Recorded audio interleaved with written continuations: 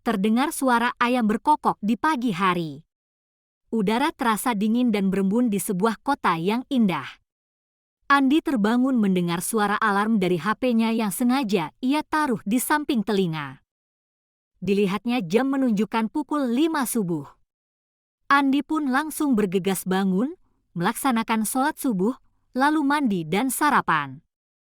Saat sarapan, Andi punya kebiasaan lama yang gak pernah berubah sejak kecil. Ia selalu menyalakan TV dan menonton kartun, karena katanya, kalau nggak sambil nonton, dia jadi malas makan. Waktu terasa cepat berlalu. Tanpa sadar, jam sudah menunjukkan pukul 6.30 pagi, padahal sekolah Andi masuk jam 7. Rumahnya memang nggak jauh, cuma sekitar 2 kilometer kalau ditarik garis lurus dari rumah ke sekolah. Astaga, 6:30? Dengan panik, ia segera menaruh piring ke tempat cuci, pakai sepatu, pamit ke orang tua, dan langsung tancap gas naik motor metik pemberian orang tuanya. Sesampainya di sekolah, ternyata Andi masih aman. Jam di tangannya menunjukkan pukul 6.55. Untung nggak telat, gumamnya lega. Ia menaruh helm di penitipan, lalu buru-buru ke kelas buat naruh tas. Kebetulan minggu ini, Andi dapat giliran duduk di bangku paling belakang. Rolling tempat duduk itu sudah jadi kebiasaan bareng teman-teman sekelasnya tiap minggu. Jam pelajaran pun dimulai, dan suasana kelas berjalan seperti biasa. Hingga akhirnya, pukul 9.30, bel istirahat berbunyi. Andi menghela napas panjang.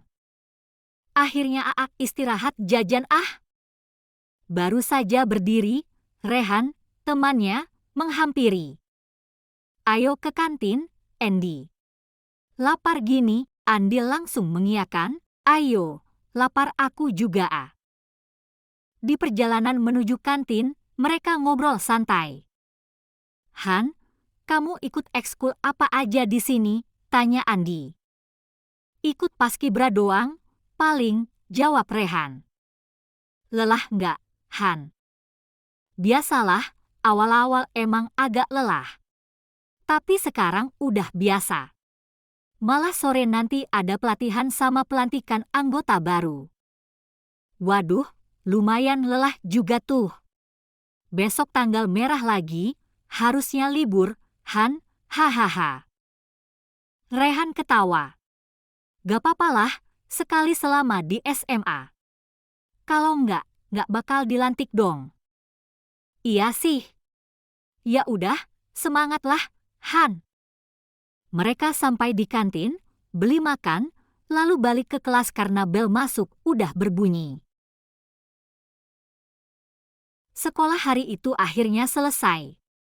Andi pulang, Otwu ke parkiran motor, lalu langsung meluncur ke rumah.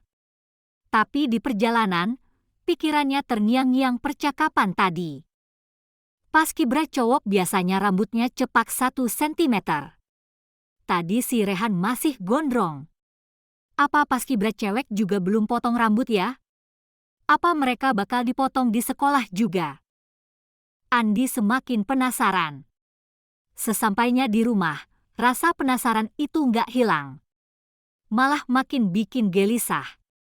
Ia bolak-balik di kamarnya sambil mikir aneh-aneh tentang rambut para paskibra cewek.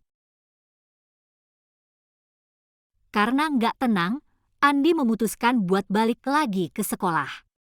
Ia siap-siap, bawa tas selempang kecil, lalu naik motor menuju sekolah. Sampai di parkiran, Pak Satpam nanya, kamu ngapain ke sekolah lagi? Di dalam lagi ada pelatihan paskibra. Andi cepat-cepat jawab, ini, Pak. Mau ambil charger ketinggalan di kolong meja. Bentar doang, habis itu langsung pulang. Pak Satpam pun ngangguk. Andi masuk sekolah, langsung ke kelas, dan ngumpet. Andi ngintip dari jendela kelas yang langsung menghadap ke lapangan. Di sana, para paskibra cowok dan cewek lagi latihan. Andi perhatiin, rambut para cewek masih panjang-panjang. Ada yang sepunggung, bahkan sepinggang. Ia makin yakin, kayaknya mereka bakal dipotong di sekolah barengan cowok. Ia lihat teman sekelasnya, Anissa, Risti, dan Widya juga ikut latihan.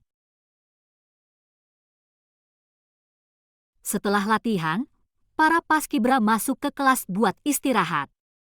Andi pun ngendap-ngendap di sekitar sana.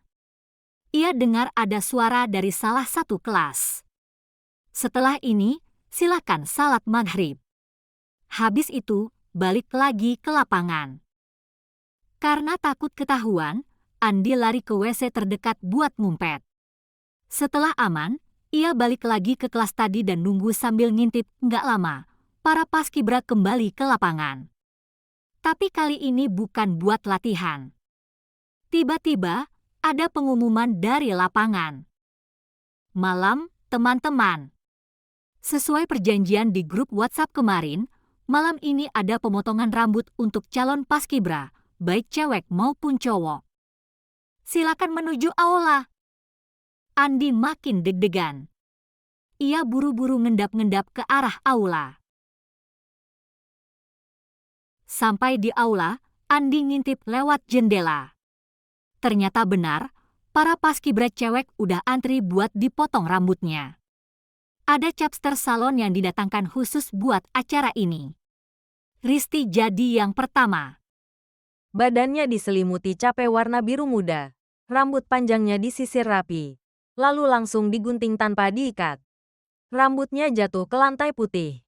Dalam waktu singkat, rambut Risti jadi bob rata sebatas telinga. Setelah Risti, paskibra cewek lainnya pun nyusul satu-satu. Andi nggak bisa lepas pandangan. Setelah semua selesai, mereka disuruh masuk kelas buat istirahat. Andi buru-buru sembunyi lagi di celah bangunan aula dan kelas.